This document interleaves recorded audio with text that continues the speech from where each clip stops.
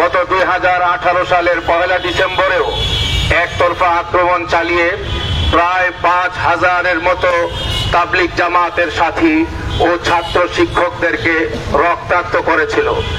এতেই প্রমাণিত হয় যে সাদপন্থীরা তাবলিগি নয়, বরং তারা সন্ত্রাসী চরমপন্থী বাহিনী। যারা গত 17 তারিখ দিবাগত রাতে হত্যাযজ্ঞ চালিয়েছিল, তাদের মূল হুতা সহ অনেকের নামে মামলা হয়েছে। নীল নকশা করেছিল। তাদের এই নীল নকশা বাস্তবায়নে পার্শ্ববর্তী একটি দেশ এবং ইসরায়েলের প্রত্যক্ষ মদদ রয়েছে বলে কিছু জাতীয় দৈনিকে ফলাও করে প্রকাশিত হয়েছে। প্রিয় সাংবাদিক বন্ধুগণ, এহেন পরিস্থিতিতে আমাদের দাবি হচ্ছে, নাম্বার 1, বারবার আক্রমণকারী এই সন্ত্রাসী সাদপন্থীদের সকল কার্যক্রম রাষ্ট্রীয়ভাবে নিষিদ্ধ করতে হবে।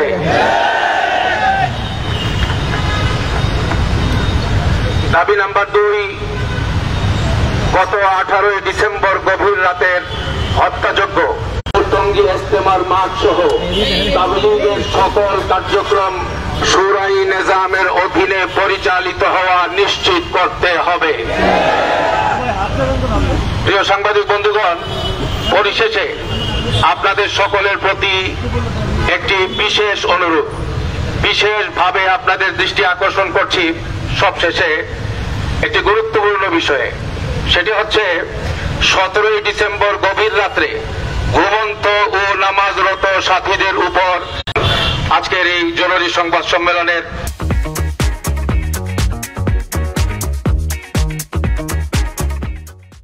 মূল বক্তব্যটি আপনাদের সামনে উপস্থাপন করা হয়েছে। এখন আপনাদের যদি কোনো প্রশ্ন থাকে, আমাদের মুরব্বীরা আছেন, প্রশ্ন নেবেন ইনশাআল্লাহ। আমার নাম কিফায়েতুল্লাহ আজহারি।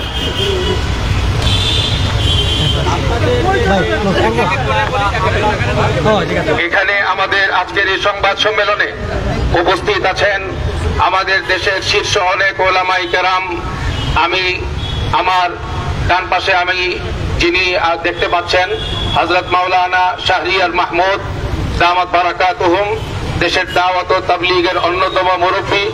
হযরতের পাশে বসে আছেন দেশের দাওয়াত ও তাবলীগ এবং দ্বীনি ইদারা কওমি মাদ্রাসা অঙ্গনের অন্যতম মুরব্বী, ঐতিহ্যবাহী জামিয়া হুসাইনিয়া আরজাবাত মাদ্রাসার মহাপরিচালক হযরত মাওলানা বাহাউদ্দিন সাকারিয়া দামাত বারাকাতুহুম।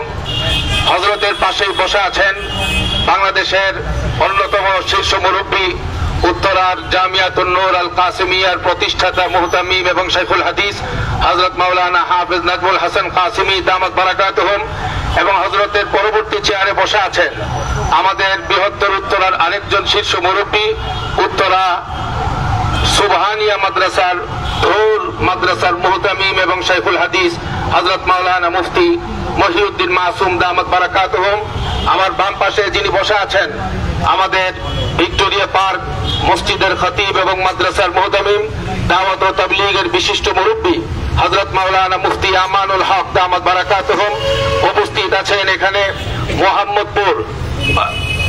মোহাম্মদপুর সবগুজারি পয়েন্ট মসজিদের মার্কাজ মসজিদের ইমাম এবং মাদ্রাসার মুহতামিম হযরত মাওলানা জুবায়ের আহমদ সাহেব দামাত বারাকাতুহুম সহ এখানে উপস্থিত আছেন বহু উলামায়ে কেরাম এবং শুরাই নিজামের গুরুত্বপূর্ণ মুরব্বিয়ানে কেরাম।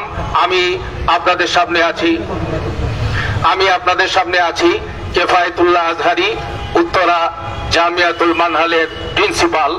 আমি আপনাদের সকলের জ্ঞাতার্থে জানাতে চাই, আমাদের সকলের দাবি, গোটা বাংলাদেশের সকল দাওয়াত ও তাবলীগের সাথীদের দাবি এবং সকল উলামায়ে কেরামের দাবি, হত্যাযজ্ঞ চালিয়েছে তারা কখনোই আর নিজেদেরকে তাবলীগী বলে পরিচয় দিতে পারে না।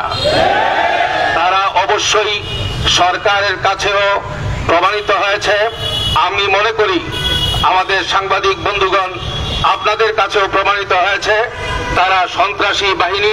সুতরাং সন্ত্রাসী বাহিনীদের কোন কার্যক্রম তাবলীগের নামে কাকরাইল মার্কাজ সহ বিশ্ব ইজতেমার মাঠ সহ কোথাও তাদের কোন কার্যক্রম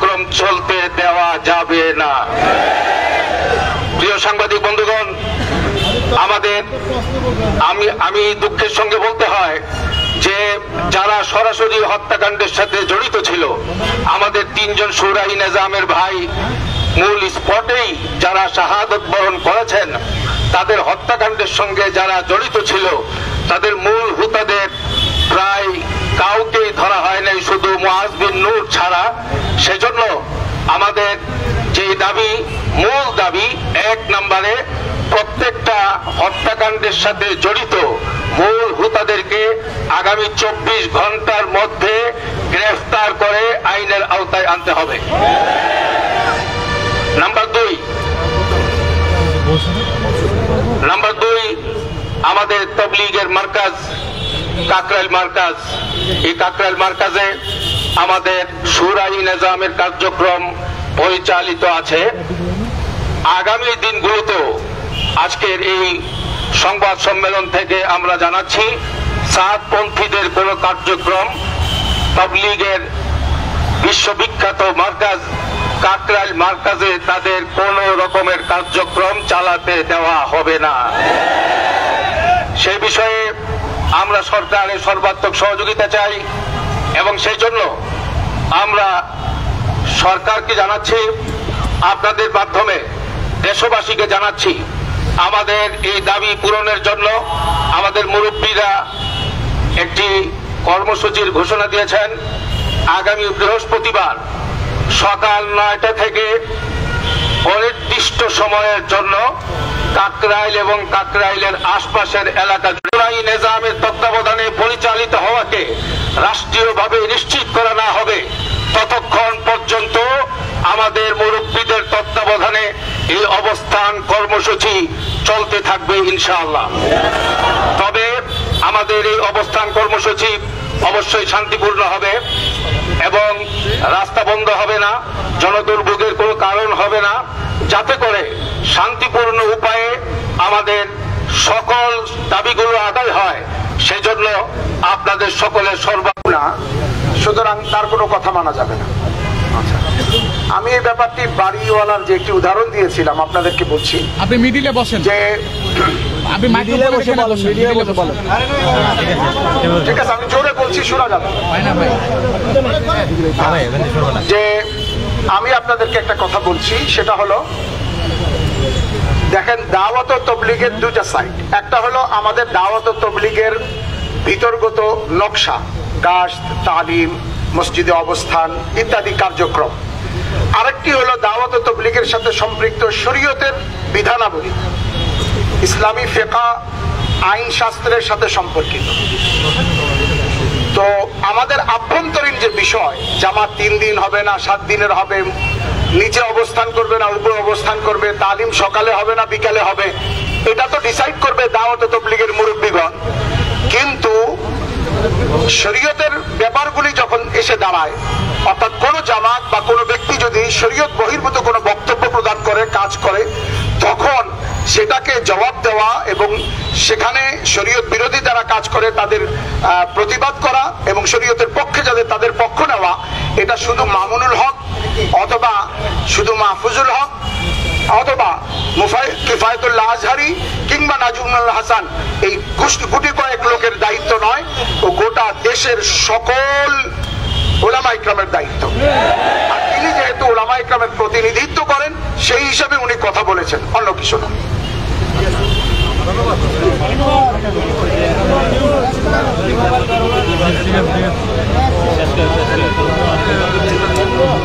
আচ্ছা, আমার ভাই জি, বুঝতে পারছি। আচ্ছা, আমার ভাই একটা প্রশ্ন করেছেন যে আমরা আল্লাহর কথা বলি, শান্তির কথা বলি, তাহলে এই বিশৃঙ্খলা কেন এবং এই বিভক্তি কেন? আমরা উভয় পক্ষে তো একই, আল্লাহর দিকেই ডাকছি, শান্তির কথাই বলছি। আমি একদম জাস্ট সংক্ষেপে বলবো, তা না হলে এটা বিস্তারিত না বললে আপনারা আসলে অতটা এটা অনুধাবন করতে পারবেন না। তবুও সংক্ষেপে বলি, 3টা কারণে এই বিভক্তি হয়েছে। মৌলানা সাদ সাহেব প্রথম যে কাজটি করেছেন, এটা তাবলীগের ফ্যামিলিগত ব্যাপার, সেটা হলো উনি প্রথম ব্যাপার যেটা ছিল সেটা হলো উনি মশওয়ারার বাইরে কাজ করছেন, তখন উলামা ইকরাম জানতে পারেন নাই, কিছু বলেনও নাই। দ্বিতীয় কাজ, উনি মশওয়ারা মানে পরামর্শ কেন্দ্রিক কাজটা চালানো, উনি তা না করে নিজস্ব ব্যক্তি মতামতের উপরে, একনায়কতন্ত্রের উপরে কাজটা চালিয়েছেন। এখানে আমাদের ভিতরে তখন কান কানা ঘুষা অথবা কষ্ট ছিল, উলামা একরামরা এটা জানতেনও না, এই জন্য তারা কিছু বলেনও না। দ্বিতীয় কাজটি উনি যে করেছেন, সে কাজটি করেছেন যে উনি শরীয়ত বহির্ভূত কিছু বক্তব্য প্রদান শুরু করছেন। না, এটাও তৃতীয়ত যাই। দ্বিতীয় হলো উনি নিজেকে আমির দাবি করছেন। জি, উনি নিজেকে আমির দাবি করছেন। তো এই যে নিজেকে আমির দাবি করলেন, এটার পিছনে একটা ইতিহাস আছে যে উনি আমির হওয়াটার কোনো যুক্তিযুক্ত কোনো পরামর্শ কোথাও হয়নি। আমি এটাও বলে দিই, তারা আপনাদেরকে বলতে পারে যে আমাদের একটা পরামর্শ হয়েছে। কবে? 2017 সালে। কিন্তু আমরা আপনাদেরকে বলতে চাই, আপনারা আপনাদের মোবাইলে দেখে নেবেন, ইউটিউবে উনি 2015 সালে দাবি করেছেন আমি আমির হুঁ, আমি আমির। না মানলে তো যাও জাহান্নামে। আচ্ছা, আপনারাই বলেন তো, কারো বিয়ে যদি হয় 2017 সালে, বাচ্চা হয় 15 সালে, তাহলে ব্যাপারটা কেমন ঘটবে?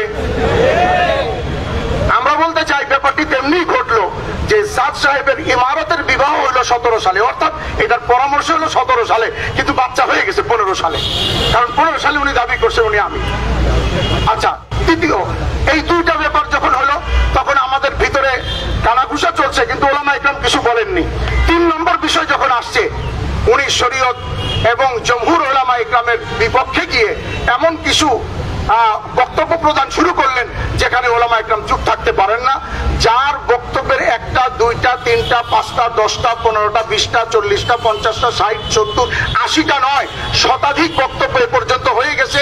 সর্বশেষ লাস্ট রিলিজ করছেন ডিসেম্বর মাসে এই যখন হামলা চলে, তখন তিনি ভারতের একটা স্থানে কথা বলেছেন যে একমাত্র তবলিগের মধ্যে খরচ করা ছাড়া অন্য কোথাও খরচ করা সুন্নতের খেলাফ। এটা লাস্ট রিলিজ হয়েছে ওনার। এই 3টা বক্তব্যের কারণে উলামা ইকরাম বলছেন যদি ওনার এই বিরোধিতা করা না হয়, তাহলে আমরা আল্লাহ পাকের আদালতে আমরা দোষী সাব্যস্ত হব। সবাইকে ধন্যবাদ। জি, আসসালামু আলাইকুম।